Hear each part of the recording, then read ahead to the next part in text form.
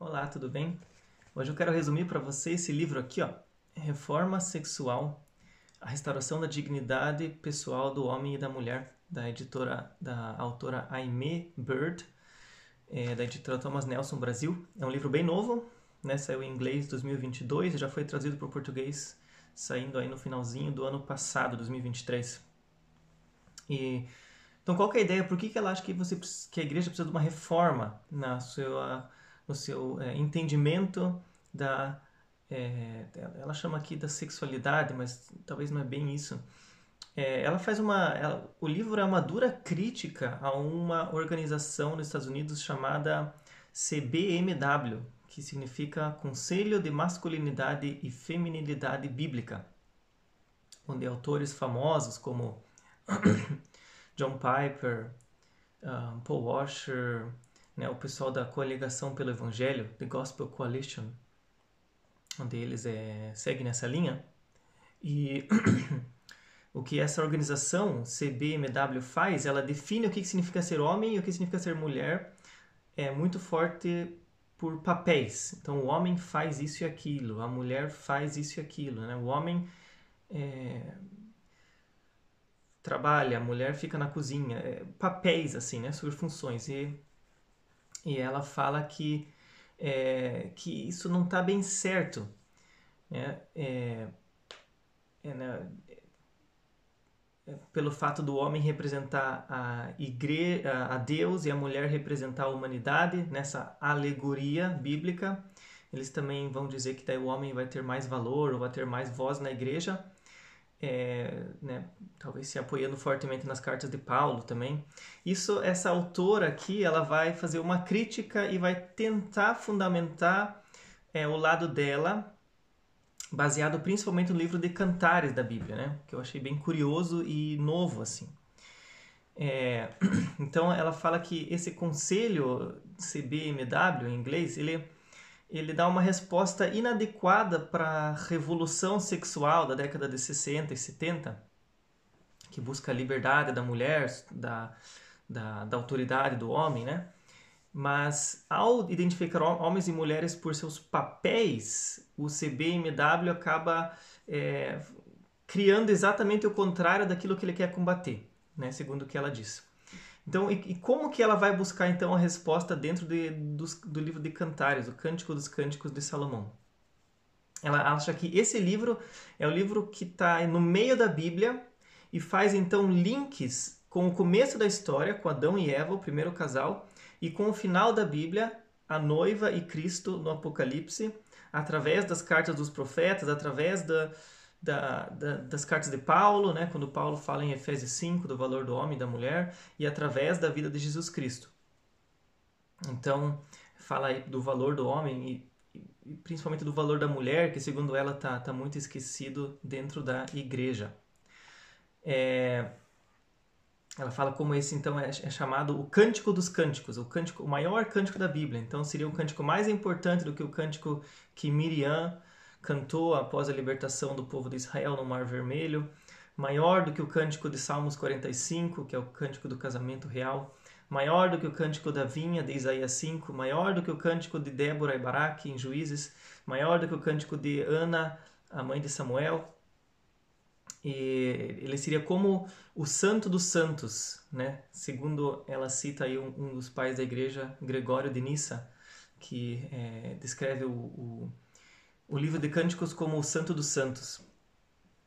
Então ela explica, né, que o livro de Cantares não deve ser lido só de maneira literal, falando da sexualidade do homem e da mulher, e não só de maneira alegórica, mas que através da compreensão literal ela oferece uma analogia para compreender o amor de Cristo pela igreja, né? O amor do homem e da mulher, e é muito mais isso do que simplesmente dar dicas de uma sexualidade saudável para casais cristãos.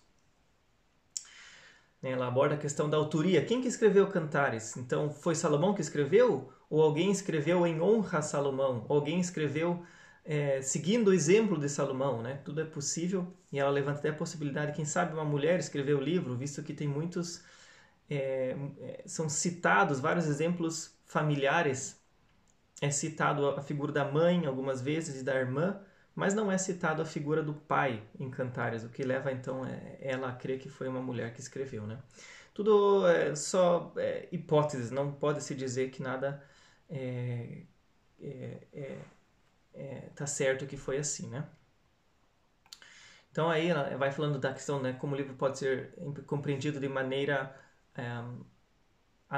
através de analogias, né? Então Adão, quando Cantares faz conexão com o primeiro casal da Bíblia, Adão representa aí Deus, Jesus, a primeira ordem criada, e Eva representa a humanidade ou a igreja, a segunda ordem criada.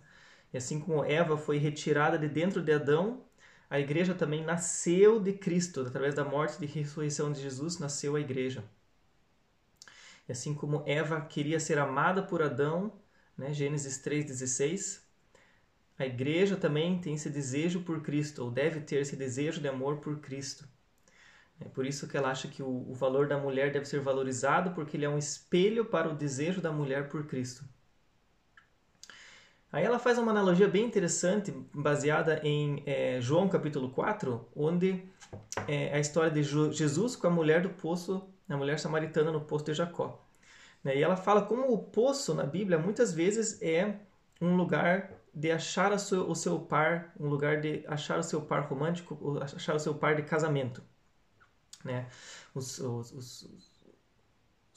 primeiros casais da Bíblia lá, né? Rebeca, Raquel, Zípora, foram todas achadas por seus maridos no poço. Provérbios 5 fala do valor, fala do casamento, do casal também, com uma comparação do poço. Então, quando Jesus acha a mulher no poço de Jacó, talvez tinha aquela expectativa, será que tem algo aí, também uma analogia com o casamento? Não que Jesus fosse achar uma mulher para si, isso não, de forma nenhuma, mas será que tem essa analogia da igreja sendo criada dentro de Cristo, né? Porque essa mulher do poço de Jacó não seria uma noiva esperada, porque ela é uma mulher rejeitada por seus maridos. Mas foi a essa mulher que Jesus pela primeira vez se revela como Messias e traz uma nova dignidade para ela. E assim ela faz comparações com o livro de Cantares, onde a mulher também é rejeitada, mas a mulher rejeitada foi aquela que Salomão escolheu para si. E aí outras analogias também, né? Em Gênesis fala que o homem deve deixar pai e mãe e se unir à sua esposa. Isso é o que acontece com a mulher de Cantares e é também o que Jesus faz ao deixar o Pai no céu, vir para a terra, morrer pela humanidade e assim criar essa noiva para si, a igreja. E aí ela fala então bastante desse texto em Gênesis 3,16, onde diz que o desejo da mulher será para o seu marido, mas o marido dominará a mulher. Ela apresenta diferentes interpretações sobre esse texto, mas falando que esse texto é uma consequência do pecado, dizendo que o domínio do homem sobre a mulher seria uma consequência do pecado e não um desejo de Deus para a igreja, porque o homem deve se espelhar em Jesus, Efésios 5, aquele que como líder serve, ama e dá sua vida pela igreja, assim o homem deve ter a sua liderança ao servir e amar e proteger a mulher e não ao dominar e silenciar ela. Embora ela não cite em momento algum nenhuma das cartas de Paulo quando ele fala sobre a posição da mulher na igreja. Isso está fora do escopo do livro dela. O livro dela é mais focado aí em Cantares. E aí chega no final do livro, achei que no final do livro ela realmente se perdeu um pouco, ela muda o foco, ela quer exaltar a mulher e pedir o fim dos abusos masculinos na igreja. Aí ela já, embora ela sempre se volte para Cantares, eu acho que ela dá uma foge do foco ou aborda uma perspectiva bem diferente. Ela realmente diz que ela não é feminista nem da teologia da libertação, mas ela quer que a igreja volte a focar mais nesses assuntos que, segundo ela, estão esquecidos e negligenciados. Eu achei a visão dela de Cantares bem interessante, bem profunda, embora não possa concordar com tudo, principalmente com essa visão do final. Eu achei que ela foi aí para um foco bem inesperado assim e saiu um pouco do que ela estava falando de Cantares no começo. Mas o resto é bem interessante, todas as conexões que ela faz entre Cantares com o resto da Bíblia são bem interessantes, assim, bem novos para mim. E embora ela seja presbiteriana, até eu não sei se ela ainda hoje é ou não é presbiteriana, ela acaba na contracapa do livro só se descrevendo como uma palestrante, blogueira e ex-proprietária de uma cafeteria. Ela não se apresenta como pastora ou teóloga, embora o livro seja bem teologicamente profundo.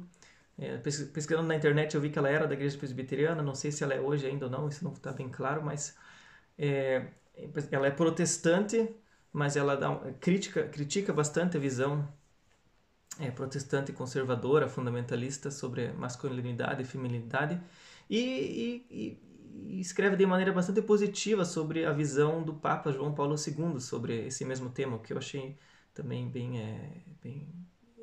interessante e diferente, assim. É um livro bem teologicamente profundo e difícil de compreender, eu achei. Para ser lido com cautela, mas também apresenta umas visões interessantes do livro, assim. Então, esse é um resuminho do que eu achei do livro.